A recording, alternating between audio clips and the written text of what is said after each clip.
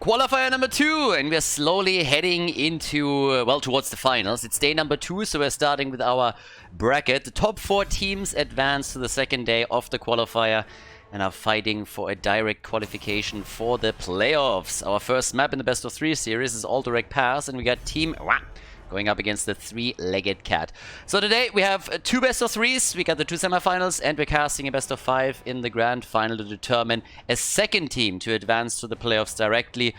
Hardos are obviously already qualified through the first qualifier, and we'll figure out who's going to join them here. In total we have 4 qualifiers for the Masters Clash, a tournament with 12,000 euros of prize money and an offline final in Paris. And today, at least for the first map, we also have a sub-player, because apparently Masquerade couldn't make it. And so Digipack is currently subbing in for him, but Dequazo already talked about a bit that it might only be affecting the first, maybe the second map, so Masquerade is supposed to arrive at some point, but apparently he couldn't make it in time to participate on the first map of the series. So, just to catch you guys up a little bit.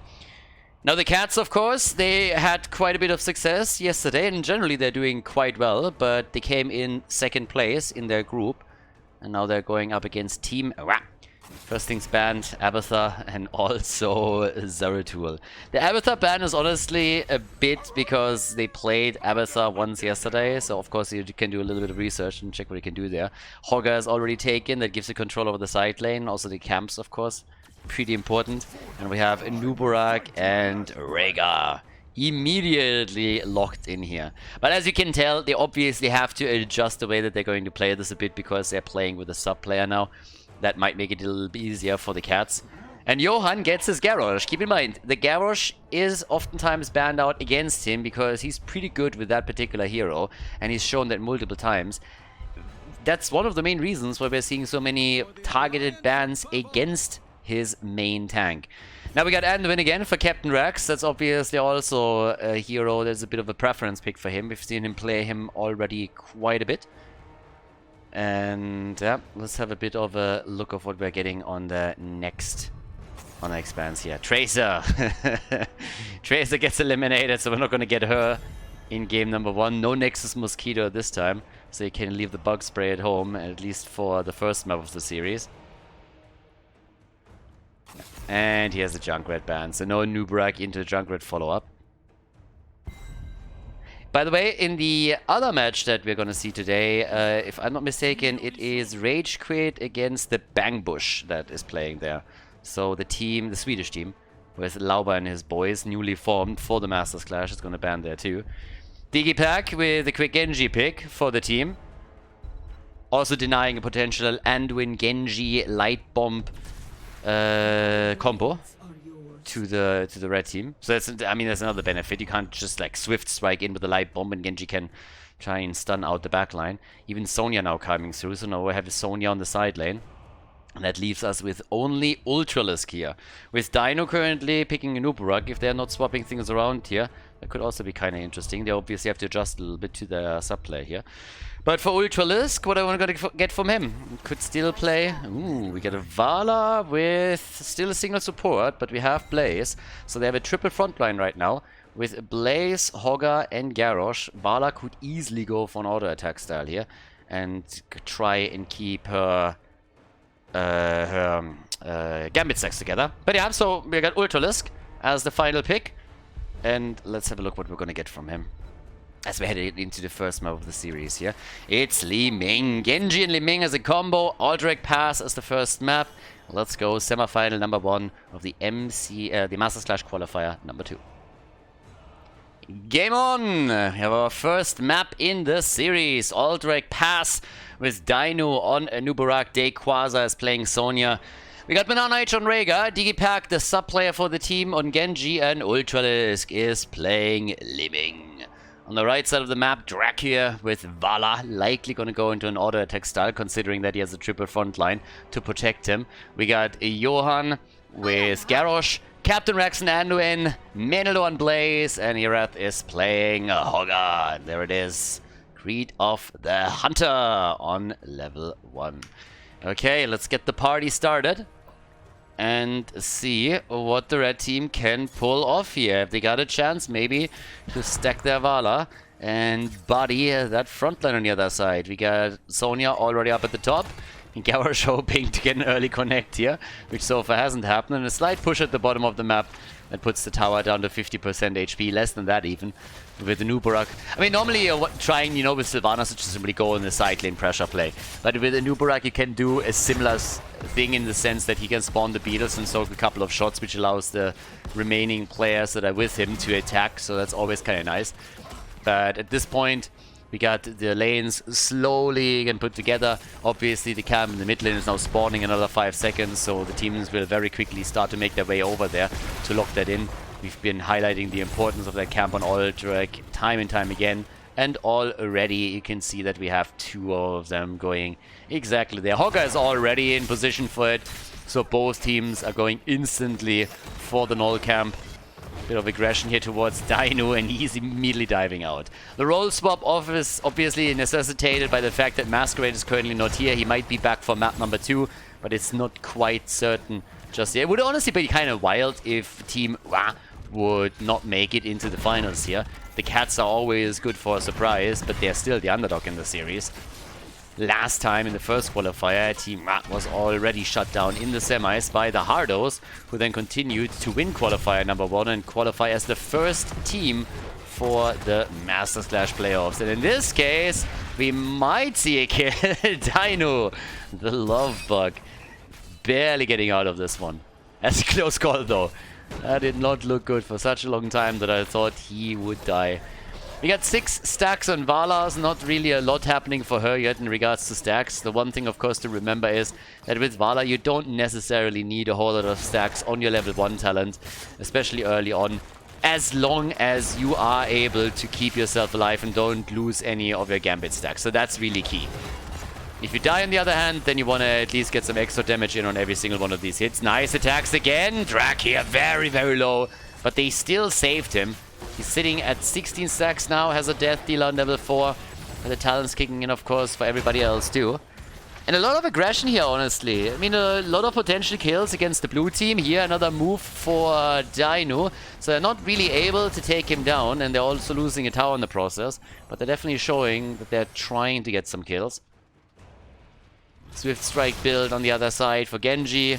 As per usual, we also have Hoggers Joggers in, the on the prowl. And still a bit of poke in the middle, as the first camp is now up. And talking about camps, I was mostly talking about the prisoner camp, but when we talk about mercenary camps, we got that one up as well. And Dino is getting a little bit aggressive here. They want Vala. Nice dodge. Well done by Draki initially. Can he stay alive? Yes, he can. But that dodge towards the left top was quite nice. That allowed him to move away from the stun that Dino was executing with the Nubarak. So now we got Drake here still alive. The aggression was always there. So you can tell that Team is very specifically targeting Vala in an attempt to remove some of that auto attack speed that she's currently holding here. So not too bad. And yeah, talking about attacks, we have a bit of an action play in the middle of the map now as well, as they're trying to make a play here. Vala is still down at the bottom of the map, so they're not trying to push her into every single fight just to get stacks together. They're going for the structures here, but now that everybody is starting to slowly but steadily focus a little bit more on the prisoner camps at the top part of the map, she's now moving up as well, together with Anduin. And here's the first blood. Hogger is the first one to die, so he's already down. And the camp is now also pushing through the middle.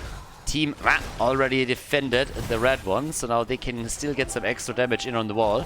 But the camp is also getting attacked, so the pressure is on. The Cats are trying to get a foothold here, especially around the objective. But they haven't made a big move yet. They're currently still waiting for Hogger to move back as well. Only Meneldor is trying to keep the camp. And Vala is playing it out in the mid lane a bit with Ultralisk. She's currently at 21 stacks, nothing too crazy yet, but hasn't died yet either. And is now aiming a few more potential shots. You gotta, of course, be careful with Ultralisk sitting at the side here, but they're just continuing to pressure the towers, I suppose. That combo in particular doesn't really hit anything. But, well, there it is. And he sneaks it in again. So, Dino's already there, using the beetles to make sure that those orcs are not going to do anything. And that might just be the first objective. And yes, indeed, it's going to be the first one. Yeah, they're going to take it here. That was pretty much a freebie. That was not contested. They didn't really do anything here. Again, triple front line. They are obviously waiting for the later stages of the game, hoping for level 10 at least. But now they also got to deal with the cavalry that is now moving through the map. Up at the top, Dino still pushing. He likes the split push stuff. I mean, normally he does it with Sylvanas. In this case, he's playing frontline. So now we have a Nubarak. He could do the same thing, getting some assists from Genji.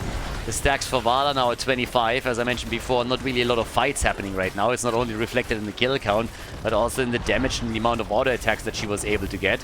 Tequaza looking for just a moment. See if he can maybe even take her down. That didn't happen. But he has level 10 abilities for both, and we get Leap. A Nubarak engage with Leap as a follow-up. So going into the big double stun and setting up the kill for Genji and for Li Ming, who obviously can both capitalize on a move like that. Sonya, if she gets that aggression against someone like Vala, that could be absolutely devastating. So the Quasar's already sitting tight. Imagine Vala just moving into that bush and then being met by a spear and an immediate ult as a follow-up. That's nearly a kill right there. You can burst her from nearly 100 down to 0 in absolutely no time. So it's kind of crazy. But so far it hasn't happened. So 1 fort is down. They eliminated the one at the top. We're on level 10. The good thing for Vala is that she's not dying. The bad thing is that without fights, she can't stack her level 1. It's more important, as I said, to keep the Gambit stacks. But of course, you want to at least get to like 50 or 100, get the first quest reward in. And it seems like what they're also going to try and do is take the boss down here. Yeah, with Anduin helping out, that's definitely possible, but we already got Sonya on the way down to the bot lane, and Digipack is now also coming through. Top side, similar play, so Dino and Ultraliska going for a camp as well. They are fighting for the bottom of the map though. Camps are also taking the left and the right side, and they need to keep the pressure up here. They need to realize that Li Ming and Anubanak are not here yet, and they might do it a bit late. So at this point the boss at the top has been taken, and now at least they know what's going on. But it might already be a bit too late, considering that Anubarak and Li Ming are both on their way. So this could be a real awkward fight now, depending on the timing. Li Ming isn't here yet. They nearly got the boss, so it seems like they're going to be able to get this one. At least for now. Yeah, there it is. Li Ming just arriving in time. Johan in trouble. That's off for Wall of Taunt. Ancestral's Wrath. Nice. Coming in with the Ancestral Healing here. Garrosh is down. Big fight. Sonya down. Anduin down. Hogger down. Everybody down. Vala down. And a 5-man team wipe as they take the entire red team off the map and move now on to take the bottom fort apart. Big fight. I mean, look at this. All over the place. Genji coming in for the resets. You have Li Ming in a similar situation. They're all just getting reset after reset and can just jump through them here. With Calamity, with Genji getting resets on the Swift Strike. The boss at the top lane has already started to do some damage on the keep itself, and Anubarak was helping. And down at the bottom of the map, they easily destroyed the fort and are now making their way over towards the keep too. So a big battle between the two teams and a massive lead, of course, now for Team Wow. Now that's one of those typical fights that can turn on a dime if you're just getting a good position and you find yourself on the winning end of it, but as it stands, the boss defense is already taking everything out of them. They're 2 levels behind, 6 kills to 1, and on top of that, we have the prisoner camp about to be claimed again. So if they really want to contest it, they gotta make a move now. We got level 13 at least on both sides.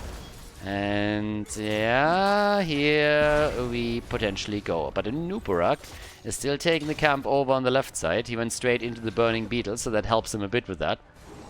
Therefore, the camp is not taken, the prisoner camp. And the red team is trying to push this, since they have now even talents, and they want to exploit this as much as they can against Dino. And the Ancestral Healing is there again. Kill on Anduin. Vala is cocooned. They're trying to follow it up with another kill, and it's Garrosh that dies. Vala is also dropped, and that's the end of the Fleabag. Nicely done. 4 heroes down, 16 to 13. And what a brutal setup and battle. Team Wa on the Warpath. 10 kills to 1. And yeah, I mean, they are just dominating them right now. With 2 deaths on Vala, that obviously makes things even worse. And now she lost 10% attack speed. And we have a mad push through the bot lane with the Nubarak already attacking this. The Quasar being here as well. In the mid lane, the fort has fallen since Genji pushed this even further. Now the team is moving down to the bottom to go for another potential battle. With a level 16 talent advantage, they have a power spike. But they're also a little bit low at this point. That's true for Quasar and for Dino, so they got to be very careful that they're not overdoing this here. But the damage is there. Keep at the top lane, the keep at the bot lane. If you want to remove a couple of armor shields from the boss, then this is exactly the way to do it. And they just locked in the cavalry as well. So the objective is now on its way. Map number 1 is looking fantastic for Team. Wow. Absolutely fantastic. They're playing this incredibly well. They're doing an incredible job here, dominating these fights. And even with a sub player, the coordination is on point. Genji did exactly what he had to do in that last fight, got himself the resets and helped Liming to get hers. We have him currently at 20,000 damage. Sonya stop damage. There's the leap. Whoa! And Drakia makes it out with less than 100 hit points. Dino dies, so they got a kill on a Nubarak. They may be able to get another one, and they do. Sonya is dead, so good for them. They are able... Can they save this one too? They just might be. It's gonna be close. Probably not. Oh! I hope that somebody goes in. I mean, even if Rhaegar dies for it, honestly, come on, buddy. Just bite it. Banana Age, you want it. You know it. Just go in and bite that thing. It's actually crazy to me that not a single keep has fallen yet, considering the situation that started all of this off. But now at the top, there's some extra damage, and there's also a big minion wave that is pushing the keep down quickly. This one might fall. No, they're saving both of them. But down at the bottom of the map, they're obviously now finally getting the hits together to destroy the keep. That's the first one to fall. They're going to try to make the same thing happen up at the top. Maybe not quite as good as they thought initially. Not quite as much as they were able to potentially get with that push, but they're still massively ahead. Now the good news for the three-legged cats is that they have level 16, so they can at least fight on even talents. For all that good it did them in the last couple of encounters. But right now we have a 7-kill lead for Team Wah. And of course they are also heavily ahead in experience, which might even translate into an early level 20. A little bit desperate move here to go for the boss. I mean, not desperate, but they need to make some moves, and it's a bit telegraphed since everybody appeared for the minimap at the same time from the top lane, so they know what's going on. And therefore, we have the leap, we have the stun. Sonya again jumping in deep. They're getting the kill on Anduin. Now they're going for Vala. She's also dead, got at least another stack. The Fleabag is down, and that's the beginning of the end. Genji saves himself with 80 HP. 5-man team wipe as everybody's dead again on the red team. Yeah, 50 kills to 3. They're on their way to victory. Straight for the core here. The second keep has fallen. That means that 2 of the armor shields are now gone. And they're even going for the third. They need the extra experience, obviously. No, but once they take this one down, obviously, there's not a single armor shield left on the core. And then they can take it down pretty quickly. Genji is also on its way. So a solid performance by Team Wah in this first game of the best of 3 series as they try to qualify for the Master Splash. Nicely done. GG. And we're headed straight for the second game of the best of 3 here at the semi-final. Before we head into game number 2, make sure that you subscribe to the channel if you haven't done it yet so you don't miss out on any future content here on Khaldor TV. Volsky Foundry, our second map. And the map choice has been made by the cats. And after what they showed yesterday here, I am wondering if they're going to play Nazebo again. We had Nazebo now played twice on the map. And that's the first thing that I'm really looking at. Are the cats going to play Nazebo? We had them use it already once. And the second question, of course, is did Team Wah watch those games? Because if they did, then I think they're going to play it at some point safe and ban Nazebo out. But if they didn't watch it, then yeah, then it's a different story. And it could be a pretty interesting game that we're going to see now. The Nazebo performance was honestly quite special that we had from the cats. I think they played it with a triple frontline in total. Ah, yeah, exactly. It was Garrosh, Johanna, Zarya, and Nazebo for their frontline. I think they played it together with Anduin again.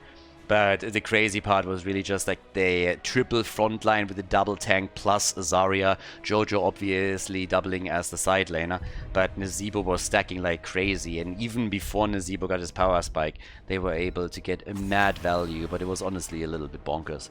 So now we got Tyrael banned out. Stands to reason that either team doesn't know what's coming, always assuming that it really is coming, or they don't care. Or they just pick it themselves. They did play Nazeebo as well in one of the X Cup matches. But yep, let's see what we're gonna get here. Digipack, by the way, is still subbing in. So apparently Masquerade not ready for the series. I suppose that we're going to see him in the next match that Team is playing. Dino is locking in a quick Johanna pick. He obviously is finding himself now in the frontline position, so has to adjust to that. One of the reasons, I suppose, why they're picking their main tank this quickly. And if...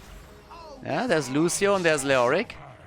Okay, bit of a different start already into the draft for them right now. The last time that I mean, with Leo this early, last time I've seen this, we saw a Cho'Gall. Yesterday was wild, if you think about it. We had Nazeebos, we had Cho'Galls. That's kind of crazy. But, yeah. I honestly want to see what we're going to get here. I mean, the thought process behind playing Nazeebo here as well, Sky Foundry, is usually a map where, you know, the lasts quite long. And Nazeebo is a hero that wants to get to level 20. Vile Infection is pretty much everything when you play him. Yeah, Zeratul and Li Ming. Okay, I'm interested. Show me what you got. What do you ban here now? They could ban the support again. They already got their Lucio. Rega has been eliminated too. So, yep, there's the Ana ban. Don't want to deal with an Ana boosted Li Ming. Want to make sure that that's not going to become a problem in the team fights, especially after what they experienced on the boss spot, map number 1. When Li Ming got one reset after another and just calamitied through the entire team. Obviously, they could do without a repeat. But what's the ban here? Do they... yeah, they ban Diablo. That leaves Garrosh, by the way, for Johan. And, you know, he loves to play that one. Garrosh and... come on, make it happen, baby. There he is! Nazeebo! Called it! Okay. They got Nazeebo, and there's a solid chance that they're gonna go for Zarya again at the last pick. I mean, again, the entire composition that they played was just designed to get Nazeebo to 20 and get as many stacks for him as possible. Have it incredibly, you know, like tanky as a lineup and then play with his power spike. So they could go for Zarya again. I don't see... it doesn't seem like they watched yesterday's games. So Digipack, he's playing Hanzo. And we got a Deckard Kane for Banana Age. Is it going to be the Zarya pick again? Yes or no? That's the main question. I mean, you don't have to. You already have your Nazeebo, so you could go down a very different path here. But if you want to go for the super tanky setup, the strong foreman, might as well, right? Last time they had it with Jojo, though. And there she is again. Same lineup they played yesterday. Yesterday they absolutely crushed with it. Can they do it again? We're going to find out right now. Second map of the best of 3, ladies and gentlemen. Volskaya Foundry. Let's go, boys! Game number 2. Dino on Johanna. We got Ultralisk on Li Ming. Dequaz on Zeratul. Digipack on Hanzo. And Banana on Deckard Kane. On the right side of the map with the same strategy that was very successful for them yesterday. We got the Cats with Drakia on Zarya. Irath on a Zebo. And we got Meneldo on Leoric. Captain Rex on Lucio. And Johan is playing Garrosh. So once again, the red team strategy is fairly simple. You want to stack your Voodoo Ritual here up to 175, and then on level 20 you are picking Vile Infection. That's where all of your damage comes from, or most of the damage. Obviously you can still also pack a punch with Zarya, but you have a combo with Zarya plus Garrosh, so you can isolate a lot of targets with the speed bubble on level 4 for Zarya, put that on Garrosh, and then try and isolate some. of the targets in every single fight and take them down. So even before level 20, you can be kind of strong, but the entire idea of the strategy is to rely heavily on Nazeebo and the damage that he can dish out. Now, it's not like he's useless until level 20, but the power spike that he has with Vital Infection is pretty incredible. So that's what you're aiming for. If you can survive that long and making that late into the game, then you find yourself in a decent position. And it's also one of the reasons why they picked Volskaya Foundry in the first place, since this is one of the maps where it's the hardest to snowball with the objective, and therefore it's the easiest here to just stay in the game until level 20. So that's the whole strategy that we're seeing. A little bit of a change in talents also for our boy Zeratul with the move Unseen as the level 1 talent. Of course, when we're talking about the map, it's quite important that you're going for items immediately. And that's exactly what's currently happening here. All the way up at the top, we got Dequaza. Still up again. Ooh, that Singularity Spike did not connect just yet. But there come the toadies, the spiders. So he's unleashing all of it in an attempt to take those minions down. You can see that Dracula is just assisting him here and making sure that he can survive. And has absolutely zero interest of taking any of the minions down himself. Therefore, good stacks for him. Level 4 is already ready. We got the shielding potion, and here comes the big voodoo again. I think yesterday he ended up with 300 stacks on Nazeebo, and that was in a pretty short game. So they are pretty diligent about using that. And yeah, we'll see what they can do here right now. For the time being, things are looking good. Again, time is working in their favor. Now for the blue team, that also means that in an ideal world, you're of course going to try and snowball this a little bit. So the whole goal would be to try and take the objective, get a couple of kills, and then really use the numbers advantage to go for structures early on. Johan, for a moment, finds himself in trouble, but is able to make his way out of the fight. Same is also true for Zarya. So all still good in the hood for them. Yeah, and already poking from Ultralisk at the top lane. So let's see what they can do with this now, because at this point we have at least some pressure. Slow pokes are incoming, and with the objective you don't have to win it if you're the Cats, but you would of course love to at least slow it down a little bit. That in and of itself would already be a small victory. Everything you can do to delay the game is great. That's actually one of the reasons why back in the days of HGC, Be Genius, one of the French teams in the very first season, tried to use a similar strategy where they drafted Nazeebo together with Ragnaros only for the Molten Core. Only so that when the opponent won the objective, they could then use the trade of Ragnaros on a fort, on a keep to protect it and take the objective down. That was the entire strategy. Just stall with Ragnaros and get Nazeebo into a late game position. And it worked in a surprising amount of games, at least initially, before teams started to pick up on it and then drafted accordingly. Tried, for example, a very snowbally composition, maybe around the Sylvanas that would help them early on to gain momentum, and then use Sylvanas, go for big pushes. So they're buying themselves a little bit of time here. And if you look at Nazeebo, he's already at 67 stacks. Now, we're only 4 minutes into the game, and he is crossing over to 70 stacks, so he is doing very, very well. And that, of course, does not only affect his potential level 20 and the baseline here, but also the level 4 talent that he now has. So all of this makes him a lot stronger. It's all about scaling into the late game. That's really important here. But again, we got our moves down towards the bottom of the map, apparently, where Dequaza will have to move out, and does.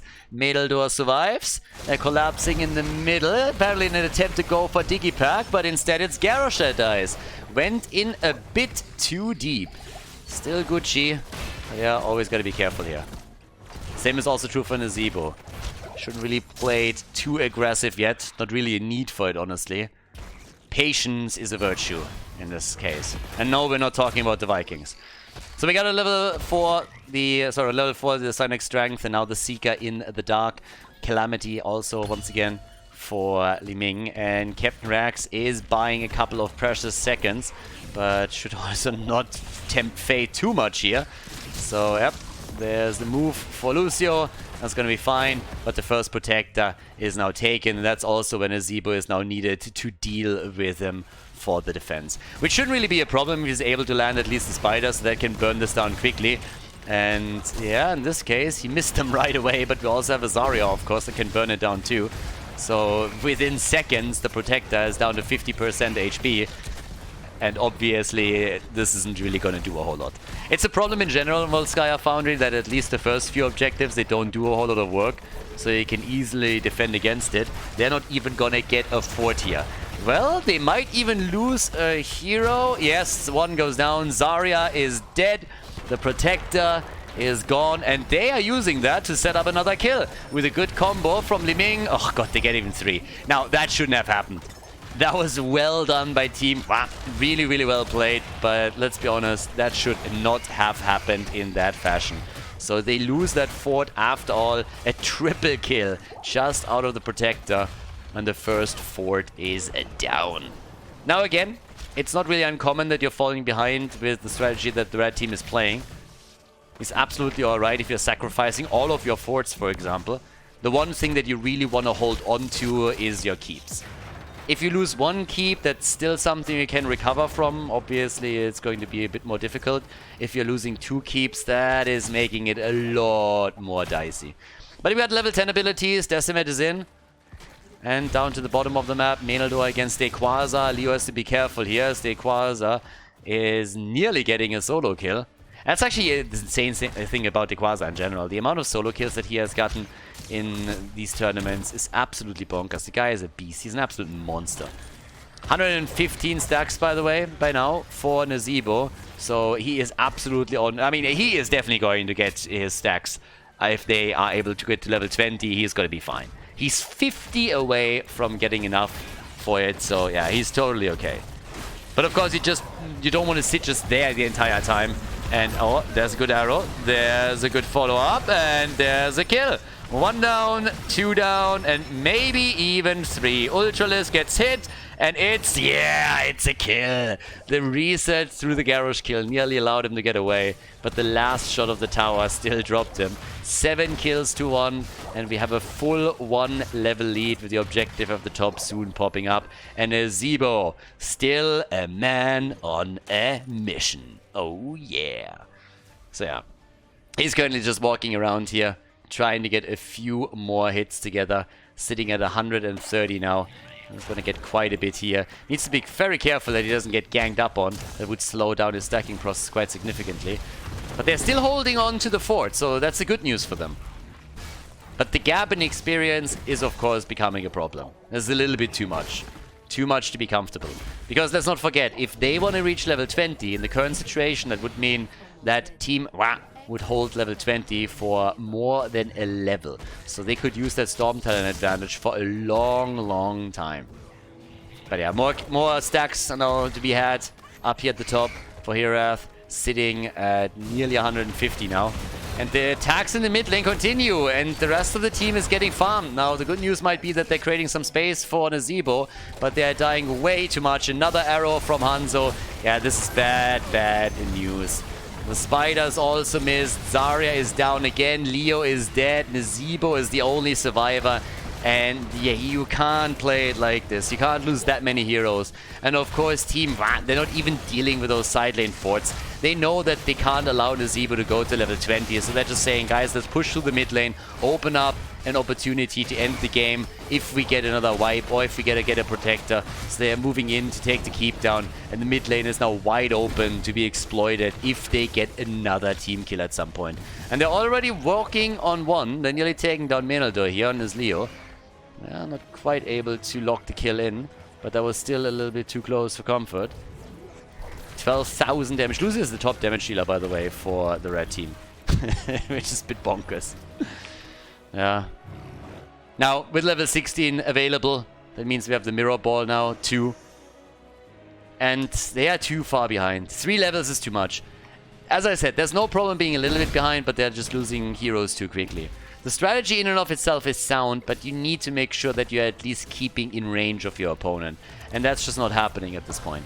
The Cats, with 168 stacks on Nazeebo, they're nearly done, at least on that condition. But losing the keep in the middle, that's a bit too early, considering that the forts on the sides are still up. Yeah, that's really difficult. It's really tricky. Nazeebo obviously becomes stronger and stronger and stronger here, mainly also because of his big voodoo that he has. So that's a lot of mana and HP that is going to run as the game continues. But now they're trying to go for the kill here. Uses the ice block and is able to get out thanks to the speed barrier from Zarya. And on top of that, of course, the ult that was also used in the same fight. Throwing Lucio after Zeratul. Seems like he's of the opinion that the OP Overwatch is taking care of the OP Protoss. 5 more levels needed for level 20. And the Zebo is now getting heavily targeted. And they get the kill. Now he has his stacks, but the rest of the team is also dying. We're talking in total about 13 kills to 1. It's not looking great. It's too much. The gap is too wide. We're talking about a 2-level gap at level 17. 13 kills to 1. Leo is now trying in the side lane to get extra experience for them. But it is a little bit too much time. I mean, look at what they're doing. They're moving into the mid lane. They don't even care if they can take the core down completely here. They are just saying, guys, with this objective, let's take the core down a little bit. Let's do some damage. And then go for it again with the next one. It's really just about starting to get this going and not waste time with the side lanes. Not let the opponent go to level 20. They might not end the game here, but as long as they get the core down by a couple of points, that's already a big win. If they can, of course, finish the job, then even better. But look at this. This is already 50 points gone, and they might just end it here. This is way too much damage. Jeez. 12 minutes in, and this is a game. A 2-0 victory for Team. Wow, the strategy of the Cats not working out in the semifinal.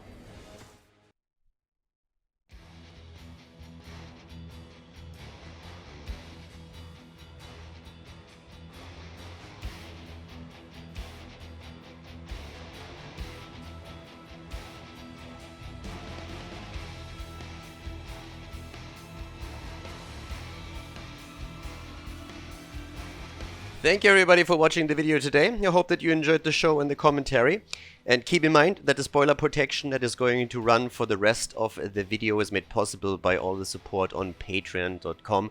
So guys, if you want to support my work, if you want to help me start new projects and keep the spoiler protection in place, please consider heading over to patreon.com/Khaldor. There's also a link in the YouTube description, and check that out.